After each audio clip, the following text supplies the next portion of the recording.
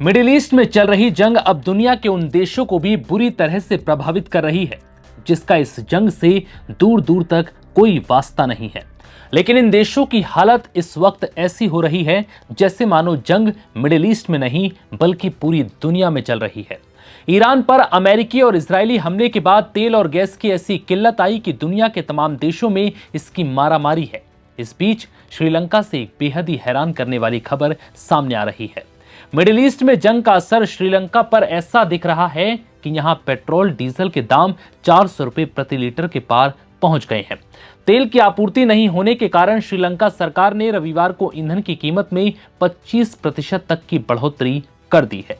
जानकारी के मुताबिक एक सप्ताह के भीतर ये दूसरी बार है जब पेट्रोल डीजल के दाम बढ़े हैं, तो वहीं 1 मार्च के बाद तीसरी बार ये बढ़ोतरी हुई है। दरअसल श्रीलंका सरकार ने यह फैसला अमेरिका और इजराइल के ईरान में किए गए हमलों और फिर ईरान की जवाबी कार्रवाई के बाद लिया है, जिसके बाद धीरे धीरे ये जंग पूरे मिडिल ईस्ट में फैल चुकी है, जिसका असर खाड़ी देशों से दुनिया भर में सप्लाई होने वाले तेल और गैस पर पड़ रहा है। ईरान ने अमेरिकी इजरायली हमलों के बाद हॉर्मुज स्ट्रेट को बंद कर दिया है, जिसके बाद से दुनिया भर में गैस सप्लाई और तेल सप्लाई ठप हो चुकी है, जिसका सीधा असर श्रीलंका पर पड़ता दिख रहा है। श्रीलंका में ऑटो डीजल की कीमत 300 से बढ़कर 382 रुपए प्रति लीटर हो गई, जबकि सुपर डीजल 353 से बढ़कर 443 रुपए प्रति लीटर पहुंच गया।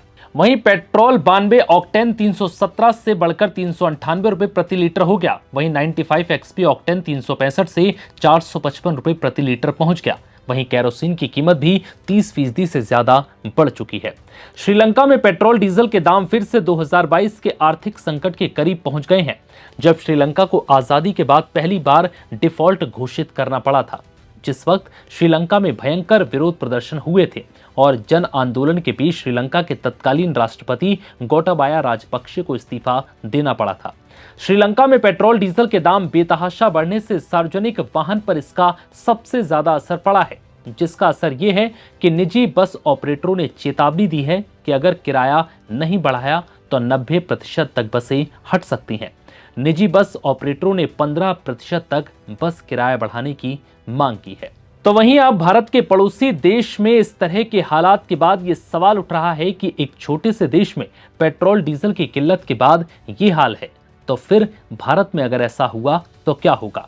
हालांकि यहां आपको बता दें कि भारत के पास अभी तेल और गैस दोनों का स्टॉक भरपूर है। इसके साथ ही भारत लगातार अपने ईंधन के स्टॉक को बढ़ाने की कोशिश में जुटा है। इसके लिए वो मिडिल ईस्ट के इतर उन सभी देशों से संपर्क साध रहा है जहां से वो अपनी तेल की कमी को पूरा कर सकता है।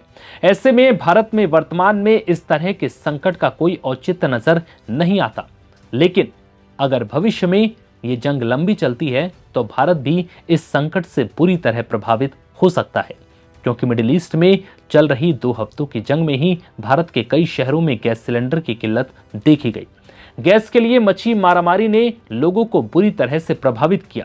हालांकि इस वक्त घरेलू गैस की आपूर्ति फिर से बहाल हो चुकी है, लेकिन कमर्शियल सिलेंडर के लिए अब भी मारामारी देखी जा रही है। फिलहाल इस वीडियो में इतना ही। इजाजत दीजिए। नमस्कार।